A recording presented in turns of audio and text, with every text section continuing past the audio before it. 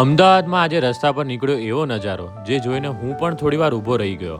Hello મિત્રો, welcome to day 7. કાલુપુરથી પસાર થતો હતો ત્યારે રસ્તા પર આ એકદમ મસ્ત સ્ટ્રક્ચર નજરે પડ્યું. શું બનવાનું છે એની તો ખબર નથી, પણ બન્યા પછી ડેફિનેટલી જોવા જેવું લાગશે. પણ આજે વાત માત્ર આ સ્ટ્રક્ચરની નથી. આજે અમદાવાદમાં સાંજે 6 વાગે તિરંગા યાત્રા નીકળવાની છે અને અહીં પહોંચ્યા પછી સમજાય છે કે લોકો ખરેખર મોટી સંખ્યામાં આવ્યા હતા. સૌથી સારી વાત તો એ હતી કે અહીં દરેક ઉંમરના લોકો તિરંગા સાથે આ યાત્રાને સપોર્ટ કરતા જોવા મળ્યા. હવે આ આખો માહોલ તમને કોઈ પણ વોઇસ ઓવર વગર બતાવું, બસ અહીં જેવું છે તેવું જ હું તમને બતાવવા ઈચ્છું છું.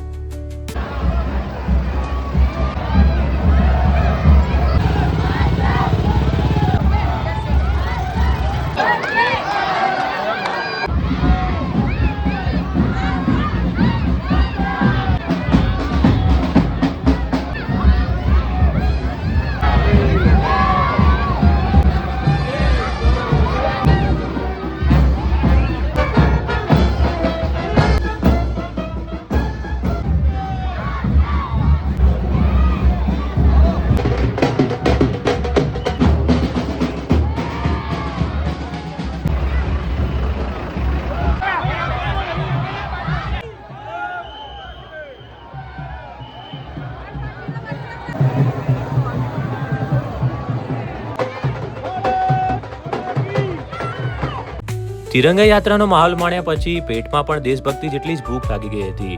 તો પછી મેં હવે ટ્રાય કરી લીધો ચીઝ પબ અને ત્યારબાદ હું આવી ગયો આ પોળમાં આવેલું ભગવાન દ્વારકાધીશના મંદિરે દર્શન કરવા માટે, કે જે પોળની અંદર આવેલું છે, જે મને પણ નથી ખબર.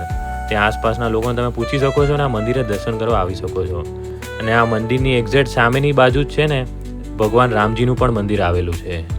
અને થોડા આગળ નીકળ્યા પછી 5 કુવા પાસે હીરો સાયકલની સામે એક નાની પણ થોડી પહોળી બહુ જૂની અને ફેમસ ફૂલવડીની દુકાન દેખાઈ, જેમાં ફૂલવડી મળતી હતી.